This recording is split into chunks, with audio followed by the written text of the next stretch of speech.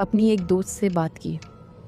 उसका एक friend hospital में काम करता था जहाँ से मुझे कुछ ब्लड बैग्स मिल सकते थे। मैं अपना काम करती जा रही थी, मैं बहुत खुश थी और मुझे उसे उसका भोग चढ़ाने में कोई भी परेशानी नहीं हो रही थी। लेकिन मैंने ये कभी नोटिस ही नहीं किया कि उसकी भूख दिन ब दिन बढ़ती ही जा रही है। वो जब कहती थी मुझे उसे वो रक्त देना होता था, पहले दिन में 1 बार, 2 बार, अब 3 से 4 बार मुझे कहीं से भी दिन में 3 से 4 बार मुझे उसे खून चढ़ाना है। अचानक मुझे एक फ़ोन आता है। जो आदमी मुझे वो खून की बोतलें दे रहा था, उसने मना कर दिया क्योंकि हॉस्पिटल में सब लोगों को उस पे शक होने लगा था। मैं बहुत डर गई थी। मुझे कुछ समझ नहीं आ रहा था। दिन ब दिन उसका रूप और भयानक होता जा रहा था। मैंने पहली रात जब उसके भोग मांगने पर भी मैं उसे भोग नहीं दे पाई, तो पहली बार मैंने उसका असली चेहरा देखा।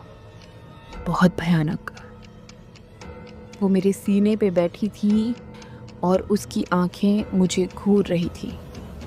उसकी लंबी ज़ुबान जैसे लग रहा था कि मुझे ज़िंदा खा जाएगी। मैंने अपनी आंखें कस के बंद कर ली और मैं देख सकती थी कि वो शमशान में बैठ कर के एक शव खा रही है और उसमें मैं अपना चेहरा साफ तौर पे देख पा रही थी। जैसे ही मैंने आँख खोली तो वहाँ कुछ नहीं था। वो शायद एक बुरा सपना था, पर वो कभी भी सच हो सकता था क्योंकि मैं जानती थी वो हमेशा आसपास है। वो मुझे देख रही है, मुझे घूर रही है। मैं कहीं भी जाती हूँ, कहीं भी होती हूँ, वो हमेशा मेरे साथ होती है। जब साथ रहने की आज्ञा मैंने उसे दी थी तो मैं नहीं जानती थी कि इतना भयानक होगा।